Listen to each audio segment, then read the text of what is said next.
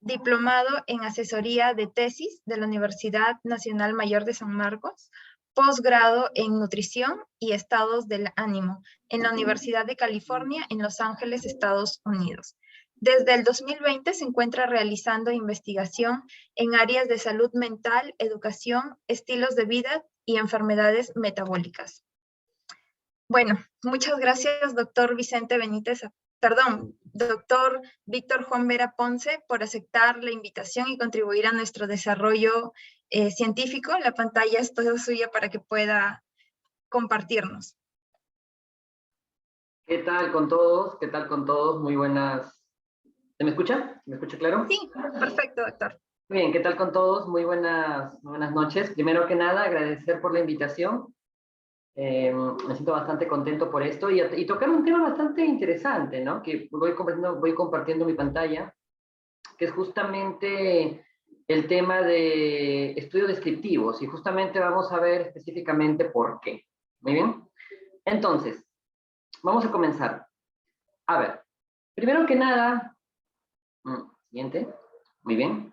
Primero que nada, recuerden que luego de que ustedes, cuando desarrollen un proyecto de investigación, desarrollen un artículo científico, ¿no? Que este es posterior y a un proyecto de investigación, mientras que en la introducción me decía por qué lo voy a hacer, para qué lo voy a hacer, ¿no? Ya saben seguramente las partes que contiene o el planteamiento del problema, la pregunta de investigación, los objetivos. Vienen cómo lo voy a hacer, cuál va a ser el mejor diseño que yo voy a escoger para realizar.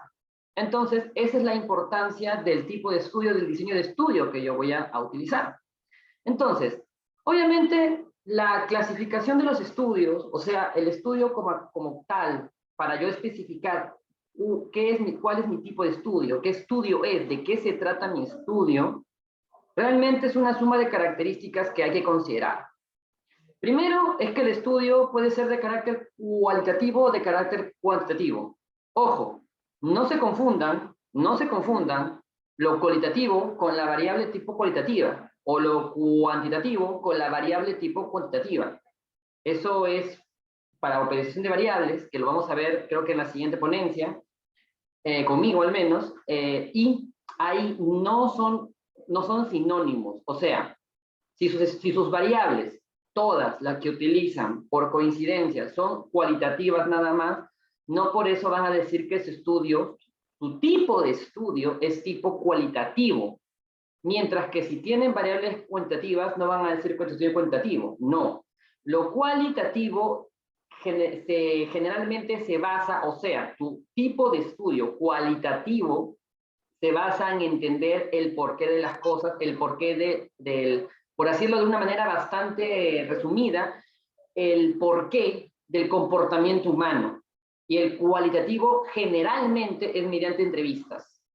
Entonces, eso en el área médica o de ciencias de la salud se utiliza, pero no es común, no es frecuente.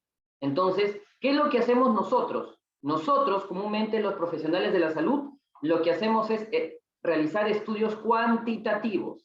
¿Por qué? Porque queremos medir, queremos cuantificar, queremos objetivar lo que nosotros queremos justamente saber, y para eso lo medimos, sacamos datos y realizamos todo lo que es pruebas estadísticas para sacar conclusiones en base a números.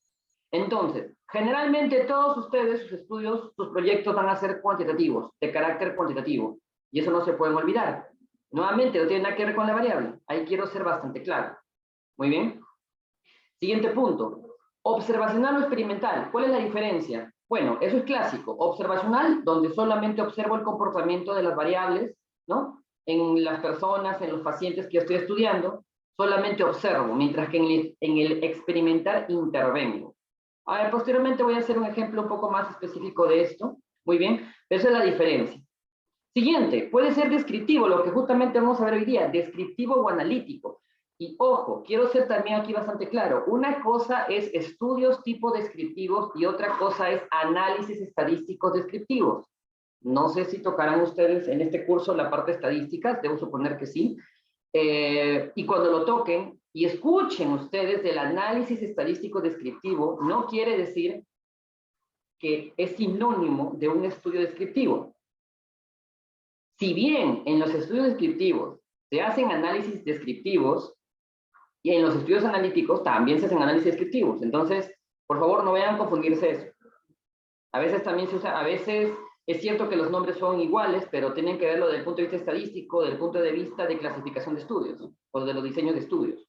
Muy bien, entonces ya tienen dos diferencias que no podemos olvidarse, lo cual y lo cuanti, donde ustedes generalmente son cuanti, y lo descriptivo analítico. ¿Cuál es la diferencia? Descriptivo, generalmente solo describo variables, solo veo un comportamiento entre una variable, generalmente una variable.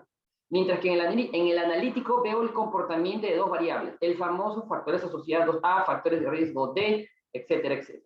O sea, cuando yo hago comparaciones entre dos variables, eso es un estudio analítico. Y cuando yo generalmente voy a hablar de una sola variable, el comportamiento de un solo fenómeno, generalmente es descriptivo. Y yo uso bastante generalmente porque pueden haber excepciones. Pero ustedes vayan teniendo esa línea. Ya poco a poco con la expertise que ganen van a poder ir direccionando y colocando, pues, justamente si se trata de uno o de otro. Al mismo tiempo, el estudio puede ser transversal o longitudinal. ¿Cuál es la diferencia? Transversal. Transversal quiere decir en que voy a hacer una sola medición en el tiempo. Voy y le pregunto a una persona, solo me interesa algo en un solo tiempo. Por ejemplo, voy y le tomo la presión arterial. Voy y le tomo la presión arterial. En esos momentos, quiero saber cuánto tiene de presión. Eso es transversal, eso es en esos mismos momentos. ¿Y qué significa longitudinal? Longitudinal quiere decir que le voy a medir la misma variable dos veces, ahora y antes, o ahora y después. Si es después, es prospectivo. Si es antes, es retrospectivo. Me explico. Yo voy a una persona anciana y le tomo la presión arterial. Muy bien. Y le pregunto, hace 10 años, usted, por ejemplo, ahorita le pregunto, ¿usted consume sal? Y después al pasado, ¿usted ha consumido sal? ¿O cuánta sal consumía hace 10 años? Me interesa ir hacia el pasado y preguntarle un evento hacia el pasado. Eso es retrospectivo. O, lo más común, voy y busco trabajadores ocupacionales que se hacen evaluación cada año. Perfecto. Miro la glucosa de ese trabajador en el año 2022. Y el próximo año que se va a volver a evaluar, lo vuelvo a ver la glucosa nueva que saque. Entonces, tengo la glucosa de ahora y tengo la glucosa después. Si tengo la glucosa ahora y veo después de un año la glucosa de nuevo y veo ese cambio, si ha habido un cambio o no, a una misma variable la estoy midiendo dos veces en el tiempo. Entonces, ¿eso qué es? Prospectivo. Hacia el futuro es prospectivo y si voy hacia el pasado, retrospectivo. Aquí viene una diferencia bastante controversial en la cual existe bastante el decir transversal retrospectivo. Ya. Teóricamente, y varios libros y manuscritos lo señalan, el concepto de retrospectivo y prospectivo debería ser únicamente utilizado para longitudinal. Pero es clásico hablar del transversal retrospectivo. Y alguien me puede preguntar ahorita, ¿por qué? Doctor, no entiendo o no me quiero confundir. ¿Cuál es la diferencia? Retrospectivo es hacia el pasado, ¿cierto? Retrospectivo es hacia el pasado. Entonces, si yo tomo historias clínicas, eso es clásico con las historias clínicas, tomo historias clínicas y la historia clínica me interesa un paciente cuyo caso es del año de 1990, por así decirlo, por poner un tiempo bastante hacia atrás. Si yo mido una misma variable dos veces, eso es longitudinal retrospectivo. Por ejemplo, lo veo cómo estaba su glucosa en el 2000 y luego me voy atrás 10 años en su misma historia clínica y veo cómo está su glucosa en el 90. Eso es longitudinal, pero retrospectivo. Ya, pero ¿a qué le llaman transversal retrospectivo? Que como yo estoy viendo datos pasados recolectados según la historia clínica, entonces, como es el pasado, le llaman retrospectivo. Aquí tienen ustedes que ver que el concepto de retrospectivo fue hecho para la medición de las variables, no para la temporalidad en que fueron recolectados los datos. Espero que ahí me puedan ver la diferencia. O sea, en español nuevamente, si yo voy al pasado y solamente me interesa ver una sola vez una variable, Eso es transversal y punto. El concepto de retrospectivo y prospectivo deberían ser utilizados solo para longitudinal. Si voy a ver historias clínicas hacia el pasado y las voy a medir 2 veces, vuelvo a repetir, ahora en algo más cercano. Imagínense, quiero ver historias clínicas de pacientes con COVID. Quiero ver cómo ingresaron y cómo terminaron. ¿Eso qué es? Longitudinal, porque quiero ver cómo ingresaron y cómo terminaron. Entonces eso es longitudinal prospectivo. Pero si por X motivo quiero hacer un estudio con historias clínicas del año de 2019, y solo me interesa ver su peso y su talla de una sola vez, o sea, a ver, acá está el diagnóstico, acá están los marcadores que quiero evaluar y aquí está su peso y talla, listo, no me interesa más la historia, una sola vez estoy viendo las variables, por más que sea del año 2019, solo las estoy manejando una vez, solo me interesa una vez, eso es transversal y nada más. Ahora, aquí estoy dando algo que está escrito en varios artículos, y vuelvo a repetir, van a encontrar bastante transversal retrospectivo. Bueno, la corriente ahora se trata de decir longitudinal, retro, prospect y transversal a secas. Seguramente van a decir, doctor, pero hay varios artículos que he leído que dicen transversal retrospectivo. Bueno, se trata de cambiar ese concepto para que puedan homogeneizar eso, ¿no? Muy bien. Y siguiente, la información que tú tomas puede ser primaria o secundaria. Me explico. Primaria, voy yo y recolecto los datos. La base de datos, que generalmente lo hago en Excel, la base de datos la recolecto yo. Así sea de historias de personas, de alumnos, de estudiantes, lo que quieran. La recolecto yo. Yo hago mi base de datos. Eso es estudio de información primaria. Y estudio de información secundaria, cuando la base de datos ya está recolectada, fue recolectada para otro fin, y tú lo utilizas porque tiene las variables que a ti te interesan. Los famosos estudios los estudios secundarios de base de datos. ENDES, ENAJO, Perumaigram, Niños del Milenio, etcétera, etcétera. Ahí es estudio secundario de base de datos. ¿Por qué se llama estudio secundario? Porque es un estudio que se está haciendo secundariamente con la base de datos que fue originalmente creada para otra cosa. ¿Para qué fue creada la ENDES? Para ver el comportamiento de varios factores en el año de las personas. No fue hecho para tu tesis, no fue hecho para un artículo, pero se puede usar con ese fin, no hay ningún problema. No hay ningún problema. Lo que ustedes tienen que saber es que la diferencia es, voy a hacer un análisis secundario de base de datos. Voy a hacer un análisis secundario de base de datos, es porque estoy utilizando una base de datos ya recolectada. Muy bien, eso es importante que ustedes señalen. Y la base de datos fue recolectada para otra cosa, por otro motivo, que no se relaciona directamente con tu estudio. Doctor, ¿y si yo recolecto historias clínicas, eso, tú lo estás recolectando? Sí, yo estoy apuntando las variables en mi hojita Excel. Eso es una información, estudio de base primaria, o estudio primario de base de datos. Muy bien. Y finalmente, según la unidad de análisis. Si la unidad de análisis es la persona, la ciudad, o sea, la unidad de análisis no es un artículo científico, voy a hablarlo de esa manera, si la unidad de análisis no es un artículo científico, sino son ciudades, personas, seres vivos, lo que sea, etcétera, pero no son artículos, eso es una investigación primaria. Mientras que si yo utilizo artículos como unidad de análisis, eso es un estudio de investigación secundaria. A ver, probablemente a los que recién están empezando un poquito esto les llama la atención, les confunde. El objetivo es que ustedes vean que no pueden hablar de un estudio solo a secas.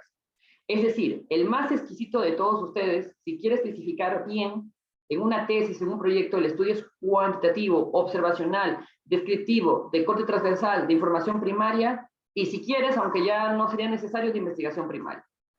Generalmente nos quedamos con cuantitativo, observacional, analítico, descriptivo, transversal y casos y controles, nos quedamos con 4. Pero para que vean que es una suma de características. No se queden solo con uno, porque si me dicen, mi estudio es observacional es un montón.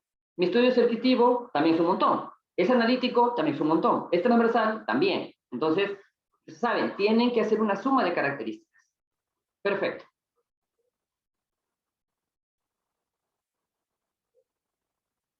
A ver, la clasificación epidemiológica, yo como maestro en epidemiología, la clasificación epidemiológica que se utiliza y clásicamente ustedes en su práctica clínica diaria van a utilizar cuando cuando lean artículos científicos es esto, la clasificación epidemiológica de los estudios. Entonces, miren acá.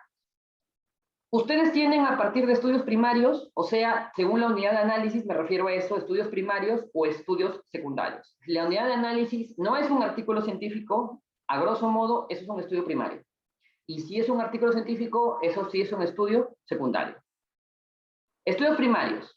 Cuando tú vas a realizar un estudio primario, tú vas a preguntar, ¿existe intervención de la variable? Tú vas a manipular una variable, tú vas a formar un grupo y decirle a una persona, come esto, toma esto, haz esto, o solamente vas a ver el comportamiento sin intervenir.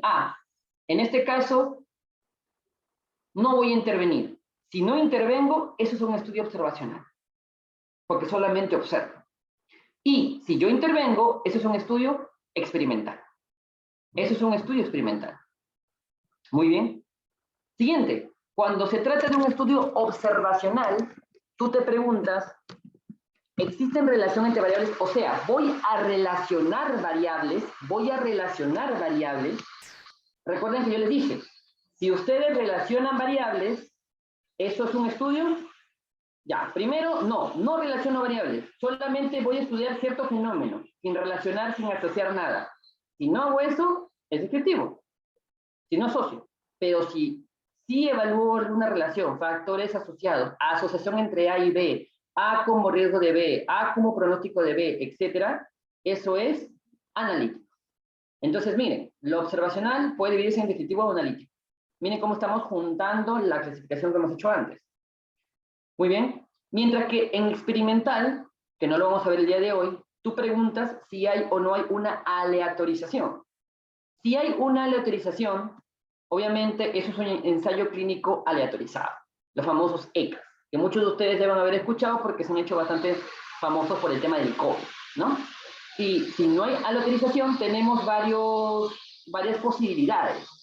Pues experimental, ensayo comunitario, ensayo de campo, entre otros. Estos son en nuestro campo clínico, estos son los más importantes. Ahora, quiero ser muy claro acá. Generalmente y a mí me pasó, cuando conversas con un investigador, no todos, pero algunos, y tú le dices que quiero hacer un estudio descriptivo, generalmente los estudios descriptivos son rechazados. Y todo el mundo quiere tirar por un factores asociados, por un factores de riesgo, etc. Lo cual hay que ver si realmente los estudios descriptivos son tan inútiles como a veces lo pintan. Por eso es importante, ¿no? Y aquí van a ver que todos los estudios son importantes, pero tienen su lugar. Y los estudios secundarios, aquí sí, recuerden, estudios secundarios cuando, no de información secundaria, no se confundan. Información de base secundaria es cuando la base está recolectada, recuerden. De estudios secundarios es cuando tu unidad de análisis es generalmente un artículo científico. Por ejemplo, estudios bibliométricos, revisión narrativa, las famosas revisiones sistemáticas, también el scoping review, las umbrella review, ¿ok? Etcétera, etcétera. Entonces, estos son los estudios secundarios que ustedes deben reconocer. Muy bien. Entonces, eso es algo que tienen que ustedes considerar. Estudios primario y secundario. Generalmente todos ustedes van a empezar con un clásico observacional. Y probablemente empiecen con un observacional analítico de frente. Probablemente.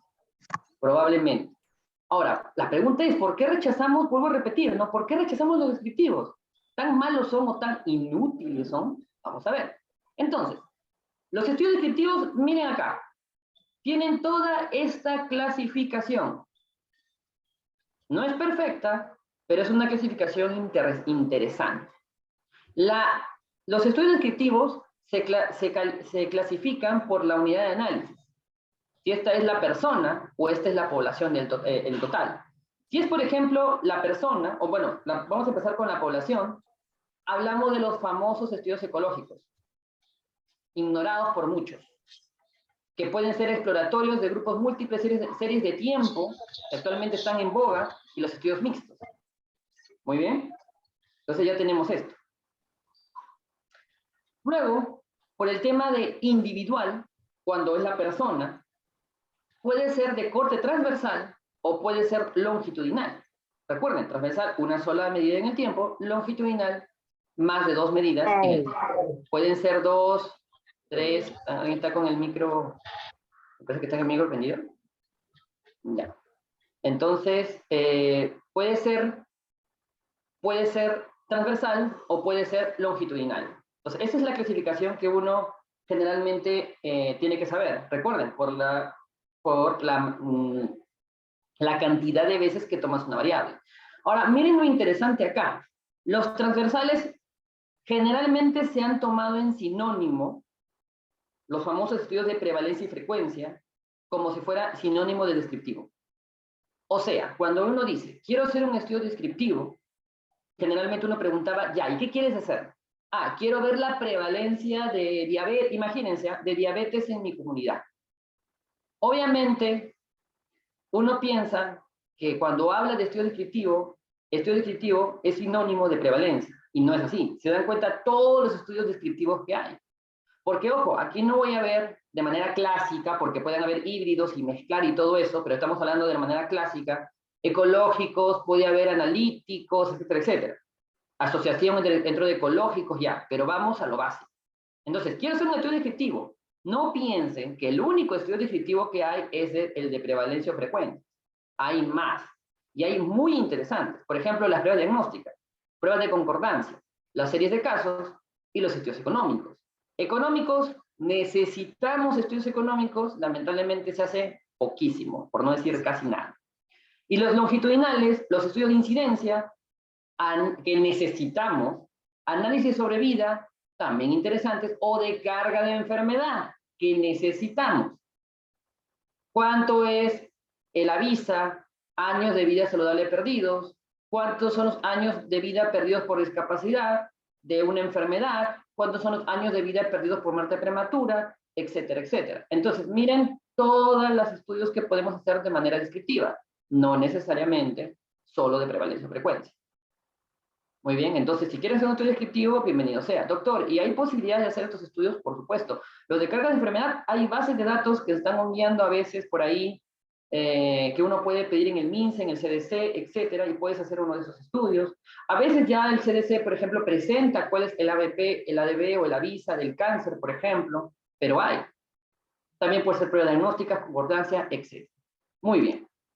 Entonces, y los analíticos, pero esto ya no nos compete a nosotros, también tienen su clasificación, ¿no? Incluso los híbridos. Muy bien. Y justamente cuando uno va a tomar en consideración dónde están los descriptivos, recuerden la pirámide de incidencia, la pirámide, perdón, de evidencia, donde su sustrato de toda la medicina basada en evidencia es que existe un estudio más confiable que otro. Obviamente, los estudios más confiables, de manera clásica, son los metaanálisis seguidos por revisión sistemática, los ECA, cohorte, caso y control, transversales analíticos, series y reportes de casos, animales, opinión de expertos. O sea, los estudios descriptivos estarían acá. Acá. De un nivel de evidencia, obviamente no tan confiable. Por eso es que también la gran mayoría quisiera hacer otros estudios más arriba. Vuelvo a repetir. Los estudios descriptivos tienen su lugar y no necesariamente encajan a veces con las necesidades que te exige la pirámide, según la utilidad. Recuerden algo, la pirámide de clásica de la evidencia fue creada originalmente con el objetivo de realizar algún tratamiento. Nosotros le hemos incluido preguntas de riesgo, preguntas de daño, de pronóstico. Obviamente hay que tener mucho cuidado con esta pirámide. Ahí puede un poco cambiar. Muy bien. Y obviamente para entender los conceptos que yo les he explicado, les recomiendo bastante, que no lo vamos a ver el día de hoy, que aprendan sí o sí estos conceptos. Sí o sí tienen que aprender estos conceptos, tópicos selectos en epidemiología, ¿ok? En las cuales tienen que sí o sí saber. Muy bien, listo.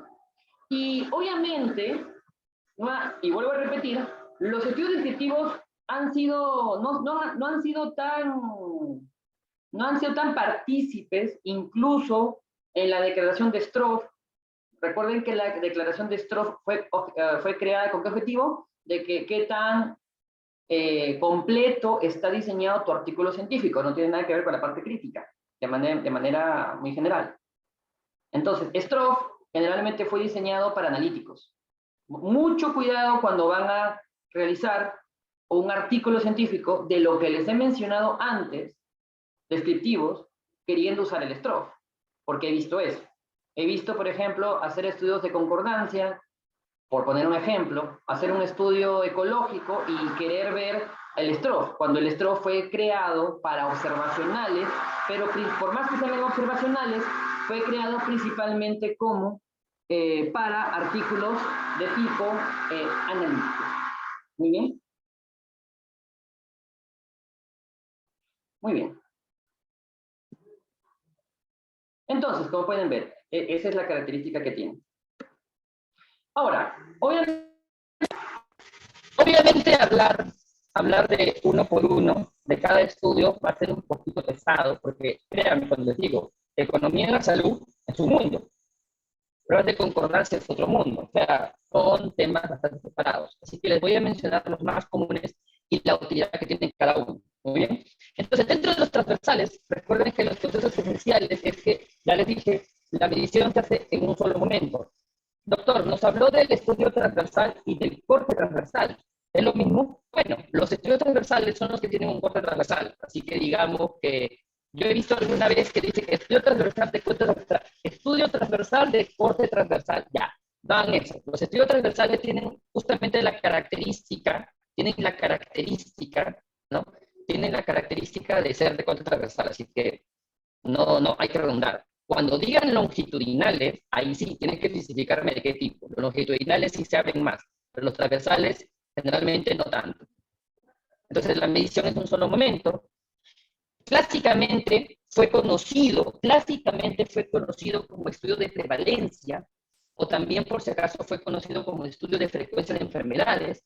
Y ojo, los estudios transversales analíticos pueden ser tanto descriptivos como analíticos. Y mucho cuidado porque ahora sí voy a ser claro, existen dos corrientes en epidemiología en las cuales me dice un grupo que el transversal analítico existe, mientras que hay otra corriente que dice que no. O sea, hay algunas, incluso revistas, hay algunos investigadores que señalan que el transversal analítico no existe, que todos los estudios transversales son descriptivos, mientras que otra corriente dice que sí existe. Ya, eso es un tema que deben de saber por cultura. O sea, si alguna vez se topa con un investigador que les dice, ¿qué tipo de estudio es? Transversal analítico, que si no, eso no existe. Ya, él es alguien que simplemente no sigue esa línea, es escuela. ¿Okay? Son por temas de escuela. Entonces, la medición transversal, recuerden, la exposición, clásicamente la exposición y el desenlace se miden al mismo tiempo. Eso hablando de un clásico estudio analítico. Pero de no ser el caso, no tengo exposición, solo tengo desenlace, solo tengo una variable, esa sola variable se mide en un mismo momento, ya sea analítico o descriptivo. Entonces, lo de prevalencia, básicamente quiero saber cuántos ahorita tienen un evento del total de la población. Puntos. Eso es. ¿Cuántos diabéticos tengo? ¿Cuántos hipertensos tengo? Justamente, ¿cómo lo hago? Fácil. Agarro una población. Y quiero ser aquí bien claro. La fórmula de prevalencia es población con condición de enfermedad con la población diana o total. Pero ¿por qué yo he cambiado la palabra diana por población y no he puesto población total? Porque, a ver, si uno quiere ser bastante teórico, si yo digo toda la población, entonces estoy hablando de todos. Ya. Lamentablemente el concepto de prevalencia no funciona así. El concepto de prevalencia es del número total de individuos, ¿ok?, que pueden tener el evento, que podrían tener el evento, y esa palabra que podrían tener se agrega, ¿cuántos tienen? ¿Por qué le estoy diciendo esto? Parece como si tuviera la intención de confundirlos y no es así. A ver, si yo les digo, quiero saber cuál es la prevalencia de diabetes en el Perú, te van a decir la ENDES, el Perú Migrant, ahora en la revisión sistemática que ha salido de prevalencia en el Perú, 7%, 3%, 5%, etc. Entonces, cuando alguien ve esa prevalencia, ¿qué es lo que piensa que han hecho? Han agarrado a todos los diabéticos en un mismo momento, es como si fuese una torta, y coges un pedazo, o sea, en ese mismo momento, y de esa porción, ¿cuánto del todo es? No, porque es una proporción al final, una parte de un todo, y esto es 7%, o esto es 3%. Ya, pero ¿el todo qué es? toda la población peruana, todiquitos, niños, niñas, bebés, ancianos, todo, porque esa es la palabra todo, ¿no es cierto? Ya, la realidad es que el concepto de prevalencia, si bien las fórmulas que van a ver en todos los libros dice la palabra población total, en realidad debería decirse población que tiene la probabilidad o tiene el riesgo de tener la enfermedad. Y a veces esa palabra de tiene el riesgo puede confundirlo con incidencia. ¿Pero por qué les digo esto? Porque cuando ves una prevalencia no coges a toda la población. Por ejemplo, para diabetes, coges a los que tienen más de 18 años y la ENDES coge más a los que tienen de 15. ¿Se dan cuenta? Si yo quiero ver la prevalencia de anemia, tengo que especificar y tengo que ver edades, o sea, y tengo que ver quiénes tienen riesgo de eso. Si quiero ver prevalencia de cáncer de cuello uterino, solo agarro mujeres. Entonces, yo sé que eso puede estar sobreentendido, pero para enfermedades crónicas, por ejemplo, o para cáncer, tengo que especificar edades. Por ejemplo, quiero ver la prevalencia de linfoma en el Perú. No voy a agarrar niños, al menos que sea específico y niños. Entonces, voy a agarrar gente con una determinada edad.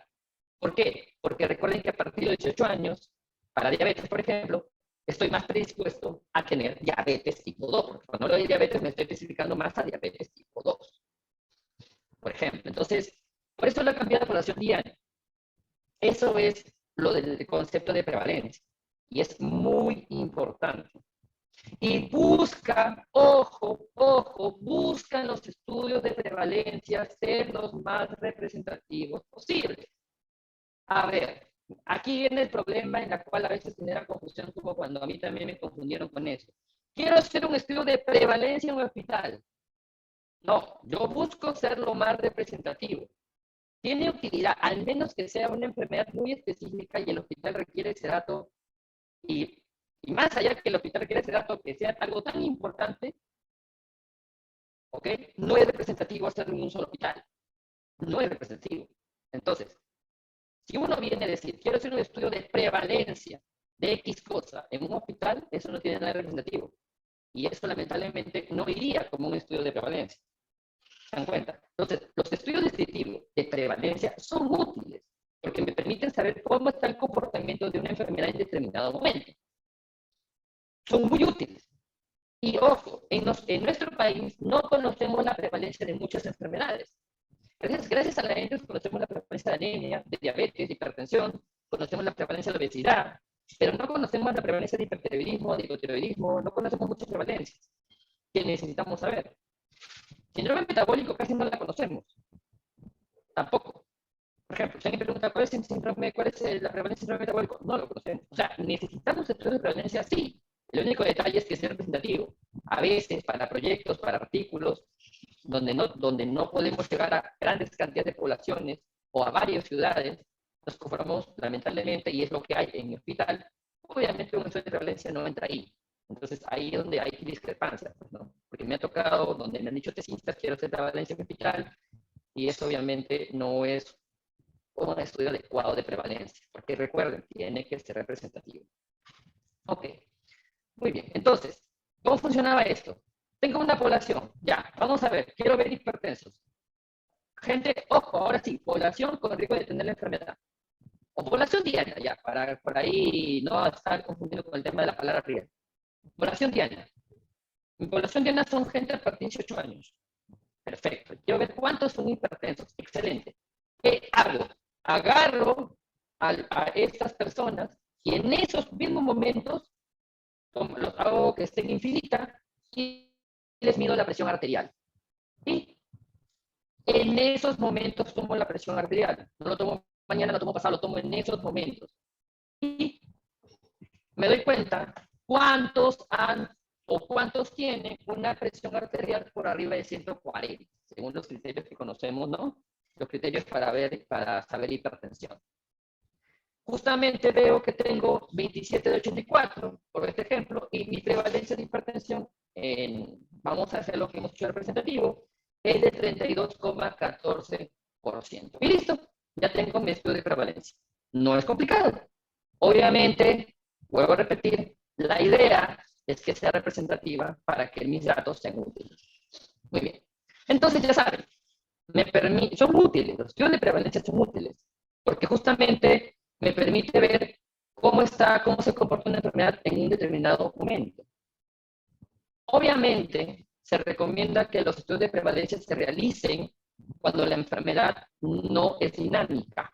¿Qué quiere decir? Si la enfermedad se mueve demasiado, mañana tengo un caso y pasado tengo 30, y la próxima semana tengo 100, entonces los estudios de prevalencia ahí no me servirían mucho que digamos. ¿Por qué? Porque si mueven demasiado, el dato que yo obtenga va a ser un dato que probablemente para mañana ya no es el mismo. Doctor, tengo la prevalencia del 30% y mañana quizá ya no sea 30, sea 35 y paso mañana quizá no sea 35, es otro número. Entonces, mucho cuidado según el tipo de enfermedad que uno tome para hacer estudios de prevalencia. ¿Cuándo se recomienda hacer estudios de prevalencia? Cuando la enfermedad ya tiene cierto comportamiento dinámico. Muy bien. Listo. Miren, por ejemplo, prevalencia de síndrome metabólico con psoriasis, atendidos en un hospital nacional de Lima, Perú. Justamente acá quieren saber el síndrome metabólico, pero con psoriasis. Este hospital donde lo hicieron era un hospital donde atendía a grandes cantidades de pacientes con psoriasis y de alguna manera trataban de ver cierta representatividad. Obviamente no era perfecto, trataban de ver, y como era un caso ya un poco más excepcional, síndrome metabólico con psoriasis, entonces llama la atención y justamente por eso podría valer como un estudio un poco más localizado en un hospital.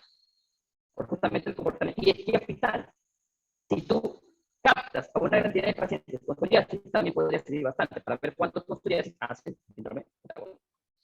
Ahora, por ejemplo, miren acá, factores de riesgo de las enfermedades cardiovasculares, el estudio tornasol. El estudio tornasol, estudio que se ha hecho hace muchos años, 2005, no hay cardiólogo que no conozca, cardiólogo peruano que se respeta, conoce el estudio tornasol, okay, bastante famoso.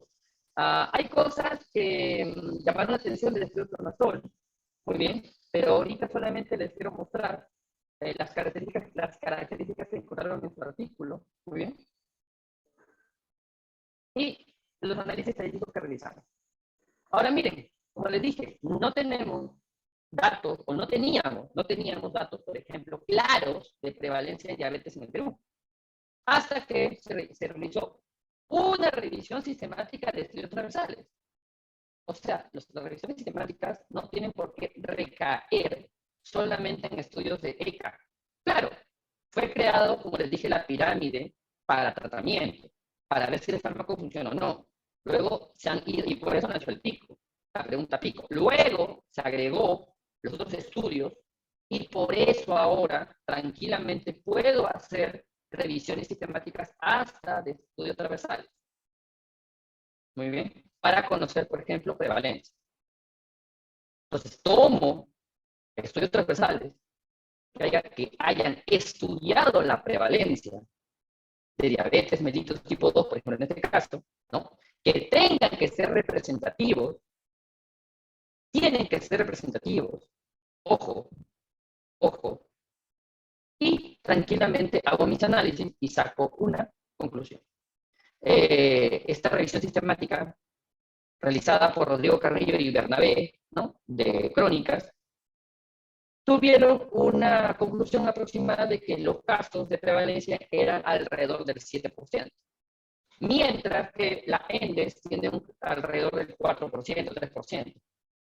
Las diferencias las podemos discutir en otro momento, pero al menos ya tenemos datos aproximados de la prevalencia de diabetes en nuestro medio. Eso es importante. ¿No? Y aquí justamente señalan todos los estudios que han recogido. Y voy a insistir. Los estudios que han tomado son estudios representativos. Perú Migrant fue hecho de manera aleatorizada en dos ciudades. Crónicas en 4. Perú ya en varios. Entonces, para que vean que tiene que ser representativo. O sea, si alguien aquí me dice, ya doctor, entonces voy a hacer mi estudio, mi revisión sistemática de hipertiroidismo y voy a agarrar tesis. Ya, buscaré datos donde haya. Y como hay tesis de hipertiroidismo, tomaré sus prevalencias para hacer mi estudio. No funciona así. Tienen que ser representativos. muestreo aleatorizado, por ejemplo. ¿Ok? Por ejemplo. Muy bien. Solamente aquí para mencionarles, no es motivo del día de hoy, los de asociación. Quiero ver justamente... Doctor, disculpe. ¿Sí?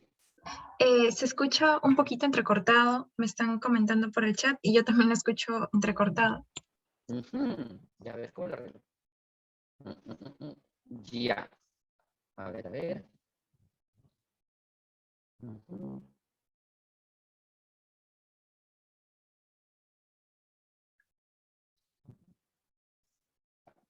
momentito.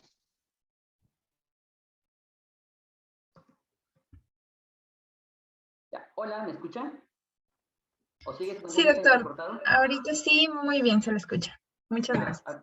Me avisa si es que sigue encontrando entrecortado para buscar otra solución, porque no es bueno que sea entrecortado. ¿Ya? Muy Ok, bien. doctor.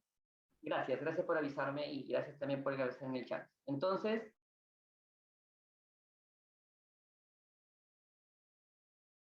una clase de analíticos, provecho, muy bien, me parece excelente. Entonces, justamente es para ver una asociación nada más. Por ejemplo, quiero saber la asociación entre obesidad y diabetes. Ahora, voy a darles un tip. Y mucho cuidado con lo que les voy a decir, porque si no, después me van a fusilar, por lo que les diga. ¿Cómo vas a decir eso? Me van a decir. Cuando ustedes quieran entender la asociación, porque a veces muchos caen en eso, ustedes háganlo desde el punto, ustedes para la idea que tienen, para explicar su idea, ¿ok? Es qué tan lejos quieres que tu estudio llegue, ¿en qué sentido? A ver, quiero hacer un estudio de asociación entre obesidad y diabetes. Como es transversal, yo simplemente lo único que puedo decir es que si hay asociación o no. Nada más. No puedo decir más. Pero, ¿qué quieres hacer con tu estudio? ¿Qué tan lejos quieres llegar con tu estudio? Para mí, lo que quiero saber es que si obesidad causa diabetes. Esa palabra causa es una palabra que ahorita hay que tener mucho cuidado cuando la usan, ¿no? Porque ha generado bastantes problemas. Pero para que ustedes entiendan, porque a veces yo les pregunto qué quieren hacer con el estudio y no me saben explicar, es eso, quiero saber si obesidad causa diabetes, pero como no puedo evaluar causalidad, esa palabra causa es a donde quisiera anhelar. Quisiera llegar a anhelar, pero bueno, me conformo con una simple asociación. Pero para que tú entiendas tu trabajo, quiero saber si obesidad causa diabetes. Obviamente no puedo saber causalidad con esto, eso ya le van a explicar probablemente porque no hay temporalidad y todo lo demás, pero para que ustedes entiendan su trabajo, véanlo de esa manera. ¿A dónde quisieras llegar con tu trabajo? Y de esa manera tú dirías, ya, en todo caso, quiero saber si A causa B. Me conformo con una asociación, pero quisiera ver eso. Muy bien. Y los factores asociados a varias variables independientes con una dependiente, ¿no? ¿Y por qué no seguimos estudiando asociación? Porque la asociación es algo que hasta es criticado, ¿eh? Bastantes investigadores que hacen muchos estudios de asociación son criticados por otros. Pero la asociación sirve. Eso también les van a explicar, pero sí. Sirve para vigilancia epidemiológica, sirve para predicciones a largo plazo, ¿no? Para poder entender un comportamiento en un primer momento y es el primer paso para identificar una causa. Entonces, los estudios de asociación sirven, solamente hay que saber cómo usarlos. Y lo que seguramente muchos están haciendo van a ser la otra utilidad de los estudios transversales. Estudios de conocimientos, actitudes y prácticas. O estudios de conocimiento, estudios de actitudes, prácticas, percepción, etc. O sea, encuestas de investigación. Utilizo mis encuestitas para saber un comportamiento. Le pregunto la encuesta, por ejemplo, la encuesta de ansiedad, la encuesta de depresión, se lo pregunto y generalmente ahí quiero saber un comportamiento de una variable u otra. ¿De acuerdo? Y generalmente yo presento los resultados que han tenido las personas, los pacientes, los alumnos, ¿no? Por ejemplo, conocimientos, actitudes y prácticas de la fotoprotección en bañistas que cuiden a Playa del Lima. O sea, quiero saber cuáles han sido sus conocimientos, sus actitudes y sus prácticas. Generalmente incluso yo puedo contestar, ¿no? Por cada uno, su conocimiento de bañistas acerca de daños a largo plazo. Veo cuántos saben que a largo plazo estar expuesto al sol sin bloqueador causan cáncer de piel, fotoenvejecimiento, daño ocular, alteración del sistema inmunológico. Entonces, ¿se dan cuenta? Que justamente para las prácticas, ¿cuántos practican buscando una sombra, aplicando protector solar? Entonces, si ustedes quieren hacer un estudio de encuesta, existe la costumbre, claro, existe la costumbre de que los estudios de encuesta se analicen entre dos. Por ejemplo, quiero hacer una encuesta de ansiedad, vuelvo a repetir, y asociarla con uno de depresión, pero ojo, no siempre eso es posible. Hay cuestionarios que no se pueden sumar los puntajes, por si acaso, porque generalmente yo sumo las preguntas de ansiedad, me sale 25 de 30, y el punto de corte es 15, por arriba de 15 tienes ansiedad, por debajo de 15 no tienes ansiedad, ya. Entonces, tengo, no tengo, depresión y ya está, lo cruzo. Pero ya, eso funciona por ese lado. Pero hay encuestas como estas, por ejemplo, que estoy mostrando, que es útil y que funciona, pero que no voy a sumar, porque las preguntas funcionan por separado. ¿Sirve eso? Por supuesto que sí. Es un estudio descriptivo. Aquí no voy a ver asociación, pero voy a conocer el comportamiento de esta variable de justamente conocimientos, estudios y prácticas de la fotoprotección, y voy a ver cómo está. ¿Qué es lo que hasta estos momentos se sabe? ¿Ok? Les voy a preguntar. Por eso les dije, la pirámide fue hecha sobre todo para tratamientos. No voy a buscar, o sea, si alguien me dice, no, el estudio descriptivo no es útil. Bueno, obviamente para esto sí lo es, porque no voy a hacer un ensayo clínico para ver conocimientos, estudios y prácticas. Para saber, ni siquiera una cohorte, porque yo quiero saber en esos momentos cómo se comporta frente a un evento. En este caso, que es la exposición solar. Si usa o no usa fotoprotección. Entonces, los estudios descriptivos como estos son útiles. Lo pueden presentar sus tablas pregunta por pregunta, como ven acá. No hay ningún problema. Todo depende de lo que quieran hacer. Muy bien. También, por ejemplo, para sal.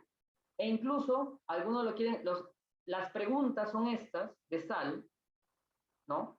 Está en inglés. Y quieren hacerlo analítico, viendo si cada pregunta, las respuestas correctas se hicieron hay diferencias por sexo, por grupo de edad, por estatus socioeconómico.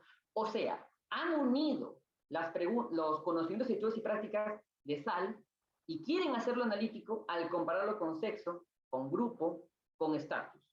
También se puede.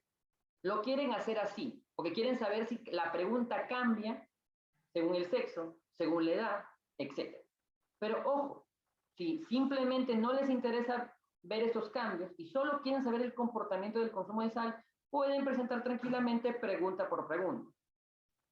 Y se dan cuenta, miren, pregunta por pregunta. No piensen que toda encuesta se suma, se saca un punto de corte. No siempre es así. Entonces, los conocimientos, estudios y prácticas generalmente se presentan así, generalmente así, y se ve el comportamiento de cierto fenómeno. También se ha hecho un estudio del residentado e internos, y ahí no vas a asociar nada. Solo quieres ver justamente el comportamiento que tienen los internos frente a un fenómeno que tú quieres estudiar, o alguna opinión, o algún conocimiento, o alguna actitud, o lo que sea. Muy bien. Validación de instrumentos también es descriptivo, o sea, uno de ustedes quiere hacer un estudio de, por ejemplo, conocimientos sobre medicina basada en evidencia. Ya. Tú encuentras un cuestionario en una tesis acá en Perú. Ves las preguntas, no te convencen. No, estas preguntas no parecen ser de medicina basada en evidencia, pero bueno, ya. Pero no me sirve el cuestionario a mí. Entonces busco, no encuentro. Busco en PubMed y encuentro knowledge, actitud, ¿no? De medicine, dice, todo. Acá, lo encuentro. Veo el cuestionario en inglés y veo que me sirve. Ah, ya están las preguntas. Excelente. Como sé inglés, la domino, perfecto, los entiendo. Ya está ya. ¿Qué es lo que acostumbra hacer el estudiante? Y que estoy viendo actualmente en muchos. Mucho cuidado. Agarra, como sabe inglés, muy bien por eso, por si acaso, lo traducen ustedes mismos, lo convierten en español, lo pasan en Google Form y lo envían a encuestar. Eso está mal. Eso científicamente no es correcto. No pueden agarrar un cuestionario en inglés, traducirlo ustedes en español y encuestar. Doctor, pero las preguntas son sencillas y las ni siquiera son complicadas, así que no es difícil. Pero la metodología científica para aplicar un cuestionario o una encuesta no funciona así.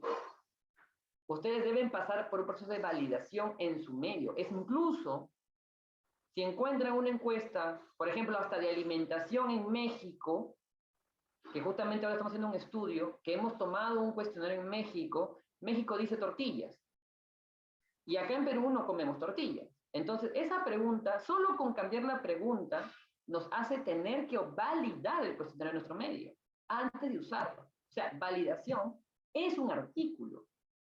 Y presentar los datos es otro artículo. Generalmente los psicometristas que validan, expertos en validación, porque validación es otro mundo muy grande, solamente presentan validaciones, nada más. No les interesa, por ejemplo, quiero validar el cuestionario de medicina basada en evidencia. A mí no me interesa si el alumno sabe o no sabe de medicina basada en evidencia o el médico. A mí solo me interesa validar el cuestionario. Punto. Ahora, que al médico le interese también saber si saben o no saben de medicina basada en evidencia, lo valida y luego de validarlo, lo utiliza. Ya eso depende de la necesidad, ¿no? O también de tu objetivo. Pero no hagan eso, por favor.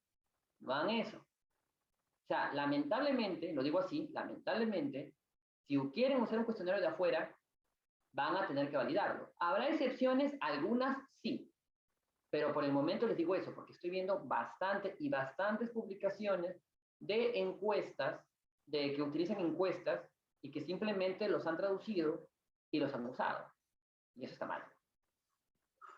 Y aquí entran los términos de fiabilidad, validez, ¿no? Que se utilizan justamente en el concepto de validación de instrumentos, ¿no? Y los juicios de expertos también, que seguramente eso, no sé si tendrán una clase de esto, si lo tienen genial, porque es importante que ustedes tengan los, y vuelvo a decirlo, tienen que tener las nociones básicas de validación, porque validar es un mundo completamente diferente, por si acaso. Validación no es alfa de Cronbach, por si acaso. Voy a decir eso. Entonces, ya, siguiente, pruebas diagnósticas. A ver, quiero saber si un instrumento, una prueba, me sirve para diagnosticar una enfermedad o no. Y no solo para diagnosticar, sino para funcionar como cribado o como pronóstico. O sea, los estudios de pruebas diagnósticas, si bien se llaman estudios de pruebas diagnósticas, no solamente sirven para diagnóstico, también sirven para cribado o sirven para pronóstico. Muy bien. También sirve para cribado y también sirve para pronóstico. Entonces, aquí les dejo para que chequen un poco las diferencias entre cada uno. Esto también es otro campo, ¿no? Estudio de pruebas diagnósticas. Justamente deben conocer estos conceptos. Es muy importante. Por ejemplo, quiero detectar resistencia a la insulina. Perfecto. Antes de que aparezca la diabetes, antes de que aparezca la prediabetes, quiero detectar resistencia a la insulina. Muy bien, excelente, te felicito. Ya. ¿Cuál es la prueba para resistencia a la insulina? La pinza glicémica y hiperglicémica. Ya, carísima y rara. El HOMA-IR, carísimo. No me sirven en atención primaria, el HOMA, porque es muy caro. Quiero buscar reemplazo del HOMA. Reemplazo para detectar resistencia a la insulina. Entonces, para eso utilizo marcadores. Hay estudios de resistencia a la insulina para ver qué marcador reemplaza. Lo reemplaza. No perfecto, ¿eh? No es perfecto. Siempre va a tener menos, vamos a usar esta palabra que no es tan adecuada, menos potencia para diagnosticar algo, pero al menos me va a servir de alguna manera para reemplazar, ya que en el medio que necesito no puedo utilizar algo estándar, porque es caro, no tengo accesibilidad, etc. Hay estudios, por ejemplo, como resistencia a la insulina, como cáncer, estudios de pruebas diagnósticas para tratar de llegar a reemplazar un poquito la biopsia. Yo sé que decir, doctor, la biopsia nada lo va a reemplazar. Por supuesto, nada lo va a reemplazar la biopsia, es el gol estándar. La prueba de oro, el que me dice si tiene o no tiene.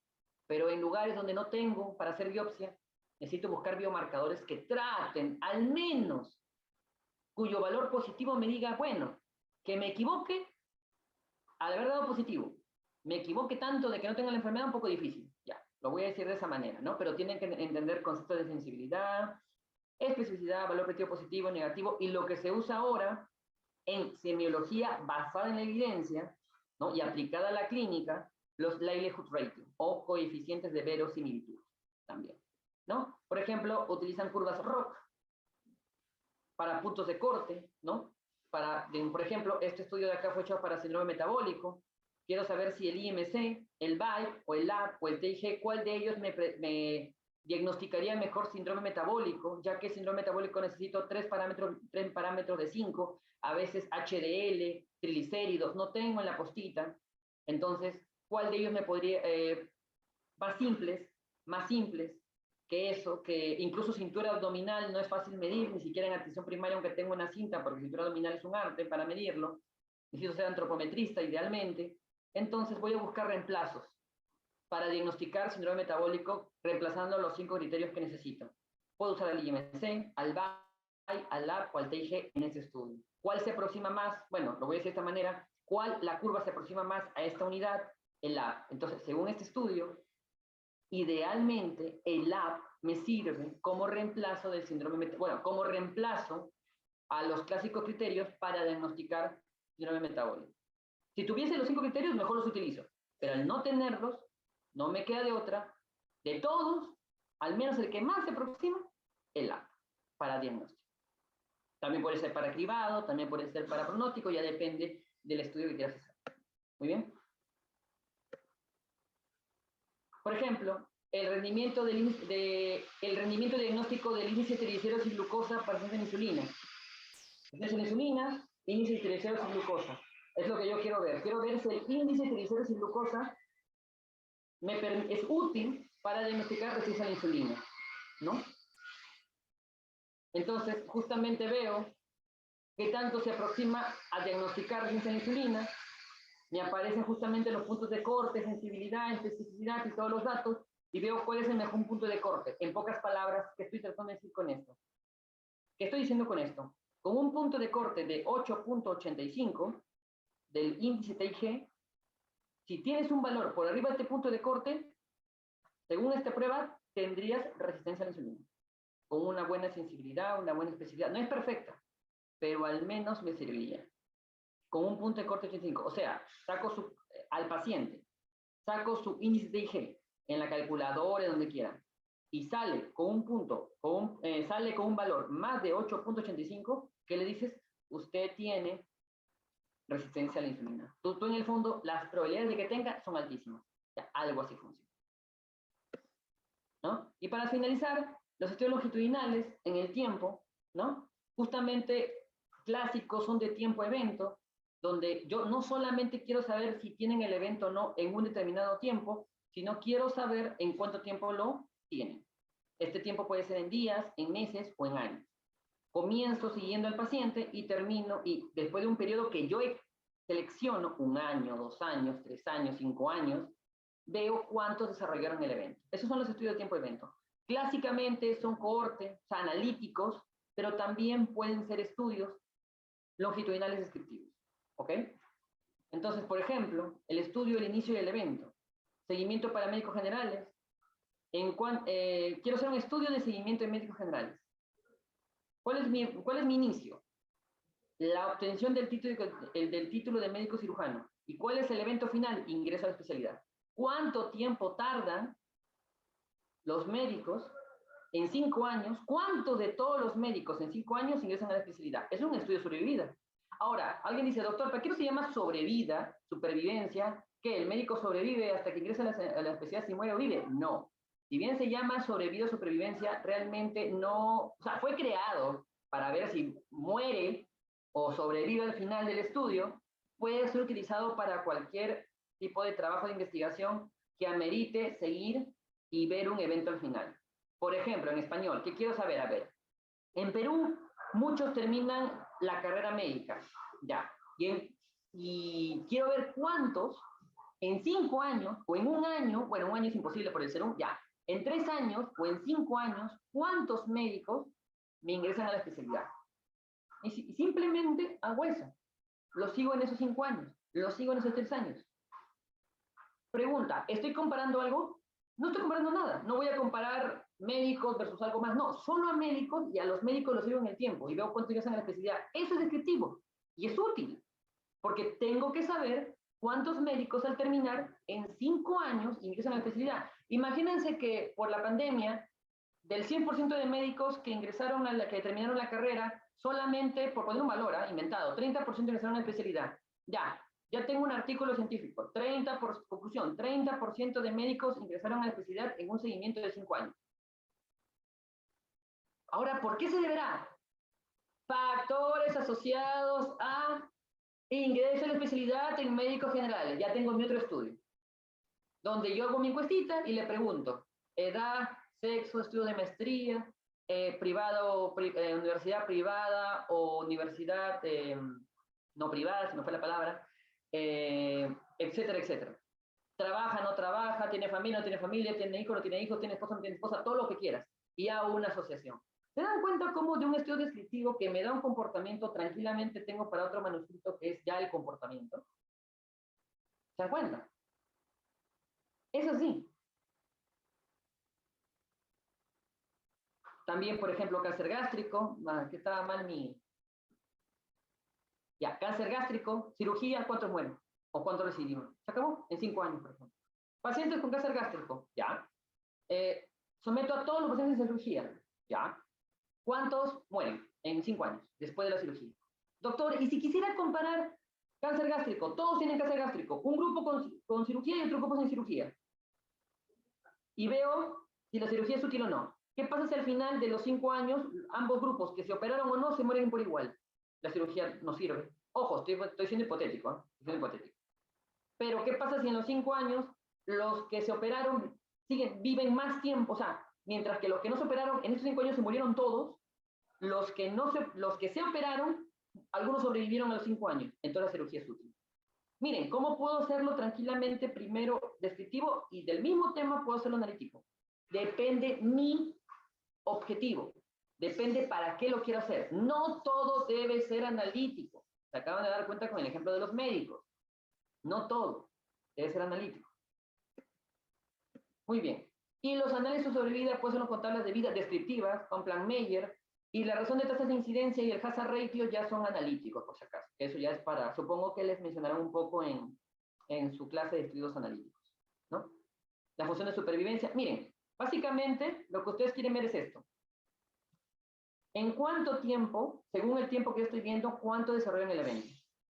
Por ejemplo, acá, imagínense que yo estoy viendo cuántos, después de la cirugía, en cuánto tiempo se mueren.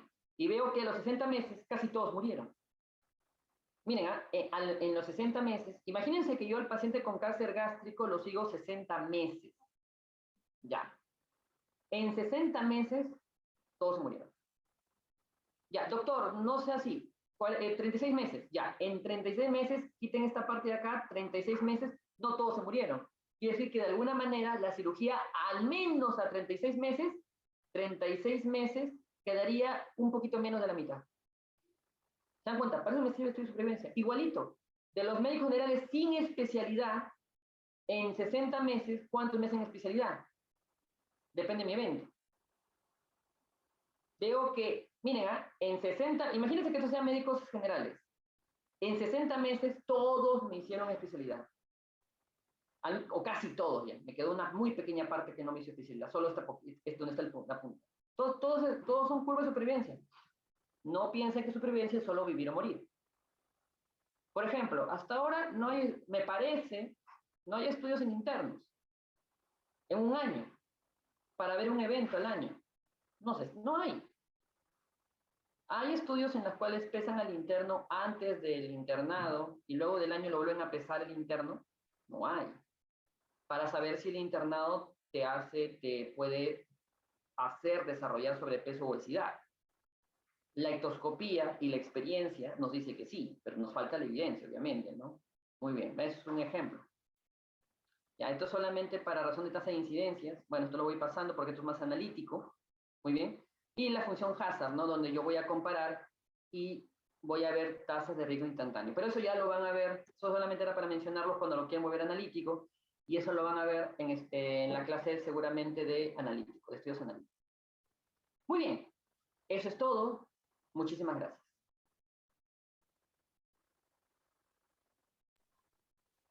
Sí, doctor. En primer lugar, muchas gracias por la excelente ponencia. De repente, si algún participante tiene alguna duda, interrogante, podría levantar la mano o escribir la pregunta por el chat